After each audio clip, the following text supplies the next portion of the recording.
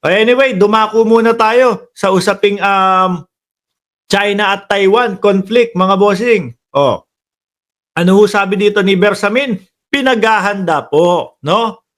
Philippines prepared for China and Taiwan conflict, mga bossing. Pero hindi ibig sabihin yan tayo ay pupunta na sa giyera. Hindi ho ganoon, mga kababayan, no? Meron tayong mga kababayan na nandoon sa Taiwan. Oh, mga OFW, maaaring hindi nila ramdam yung init o yung tensyon. Eh sabi nga po sa balita, di ba? Nandoon sa paligid o pinaligiran yung Taiwan o doon sa may tubig sa tubig dagat nila. Siyempre kapag kayong doon sa sa mismong land base, hindi nila ramdam 'yan. Di ho ba? Pero talagang meron eh.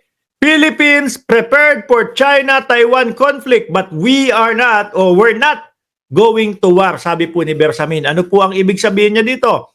Filipinos should not be alarmed over the military preparation to evacuate, no, overseas Filipino worker from Taiwan in case it is invaded by China, as the government has been discussing the scenario even before Malacanang said on Thursday. At nung isang araw nga din ho, mga kababayan, nabanggit na din po, no? Merong mga pinag-iingat kasi yung China talagang nagpapalipad na ng mga rocket, kunyari nag-ano-ano sila, nagte-testing sila. Pero nananakot na talaga. 250,000 OFWs kasi nasa Taiwan, kailangan iligtas sila pag gera, mga kababayan. O ganun nga ho. Hindi bago ito. Sabi sa balita, hindi bago ito. Kasi matagal na naming pinag-uusapan yan, because of the great possibility of the mainland China crossing the channel between it and Taiwan to recover Taiwan. The Philippines has been preparing for the eventuality of an invasion. We're not saying when that invasion will take place, whether it will take place. All importante sa atin, hindi tayo natutulog sa pansitan. Correct ho yan, no? Mailikas, maiuwi ang ating mga kababayan kapag nag-umpisa yan, mga bossing. Hindi dapat magtaka ang Pilipino because matagal na naming ginagawa ang mga yan. Preparedness for evacuation. Hindi ho kasi natin pwedeng hindi ho natin pwedeng, sila naman yun eh. Wala naman tayong kinalaman dun. Napakalapit din ho ng ng Taiwan at China sa bandang norte ho natin. Sabi ni Joey Romero, pag nag-war sa China, Taiwan, sigurado ubos yan. Wala tayong matino na presidente ngayon. Iwan na lang kung ano ang mangyari. Hindi naman tayo kasali doon. Kaya lang, kailangan natin, hindi tayo tulog sa pansitan niya daw. Di ba? Para ka ding si Bato de la Rosa. Si Bato de la Rosa, ano sabi? Nagsusumbong kay Donald Trump. Isinusumbong yung may-ari ng eroplano. Ano kinalaman naman nun? Ganun din tayo.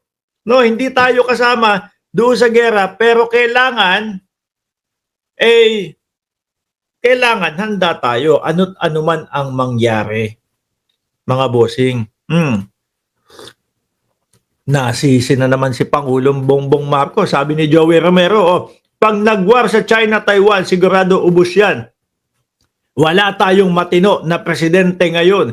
Iwan lang kung ano mangyari. Sino ang matino? Yung nando sa loob. Yung nakakulong doon sa dahig. Nakakulong doon sa saan ba yun? Nakakulong sa ICC. Yun ba ang matino? Nasa Constitution ba yung EJK?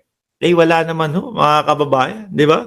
Uulitin ko ho, hindi kasali o hindi papasok sa gera ang Pilipinas. Baka po ang ipakalat ng mga DDS vloggers, yung mga DDS na supporters, naku, lagot na tayo, ayan na. Nagkakagulo na. Kasi si Bongbong Marcos ang may kasalanan nito, ganito, ganyan eh. Kasi po ganito, ganyan, si Bongbong Marcos inuudyukan ang China eh. Hindi po tayo kasama sa gera o hindi po tayo papasok dyan, mga kababayan, no?